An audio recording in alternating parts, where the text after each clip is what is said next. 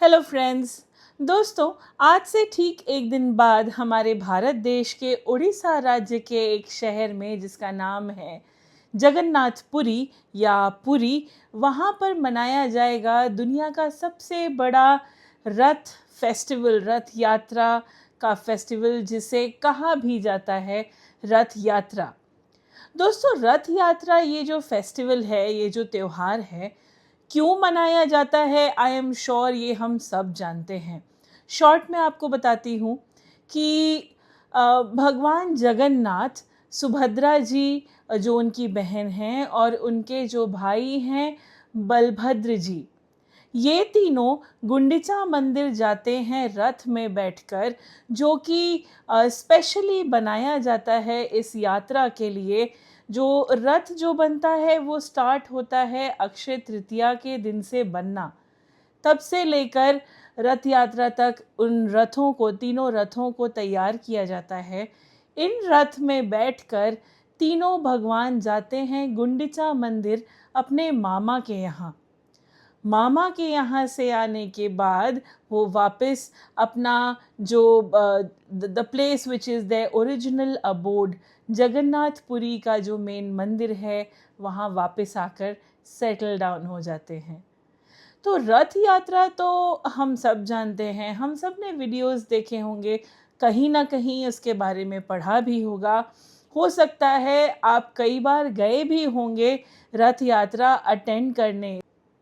मैं आपको बता दूं कि हर साल 10 लाख से ज़्यादा लोग अटेंड करते हैं जगन्नाथपुरी में ये रथ यात्रा का फेस्टिवल। दोस्तों, रथ यात्रा के बारे में तो हम पढ़ ही लेंगे, हम लाइव वीडियोस भी देख लेंगे जब रथ यात्रा चालू होगी। लेकिन आइए, आज मैं आपको भगवान जगन्नाथ की एक कहानी सुनाती हूँ।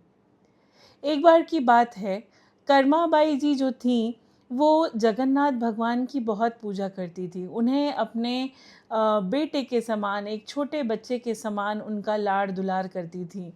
दिन रात उनकी सेवा में लगी रहती थी। तो एक बार उन्होंने भगवान से कहा कि अगर मैं आपको अपने हाथों से कुछ बनाकर खिलाऊं तो क्या आप उसका भोग लगाएंगे? इस पर जगन्नाथ भगवान ने कहा कि माँ, तुम बनाओ तो सही, मैं बिल्कुल खाऊंगा। कर्माबाई जी अपने घर वापस आईं और अगले दिन सवेरे उठते ही उन्होंने खिचड़ी बनाई।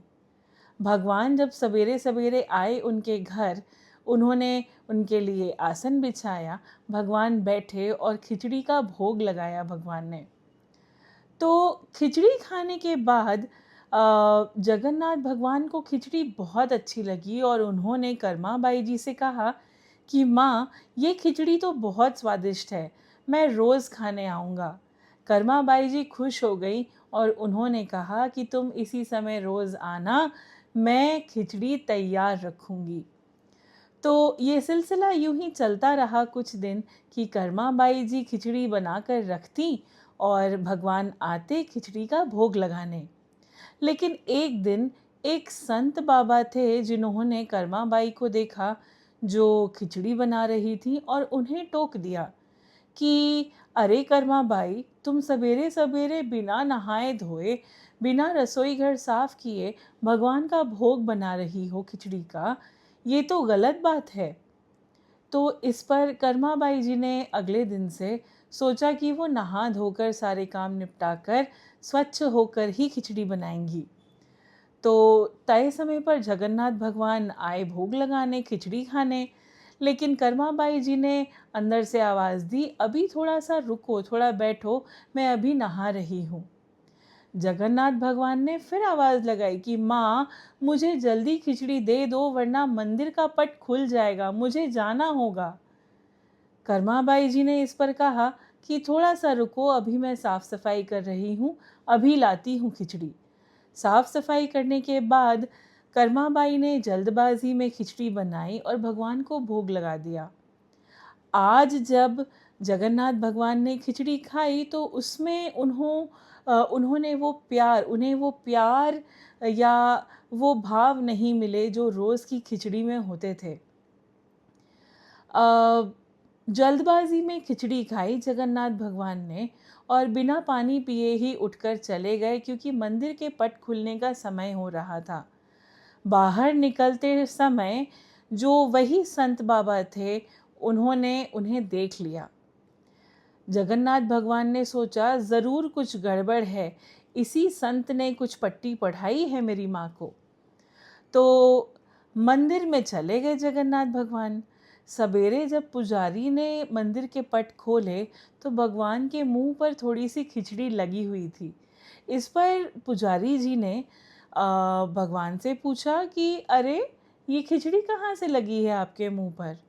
तो इस पे जगन्नाथ भगवान ने बोला, वो मैं तुम्हें बाद में बताऊंगा, पहले जाओ बाहर, वो जो संत बैठा है उसे बोलो कि उसकी हिम्मत कैसे हुई मेरी माँ को ऐसे पट्टी पढ़ाने की और उन्हें तकलीफ़ देने की। जब पुजारी ने जाकर उस संत से बात की तो वो संत घबरा गए।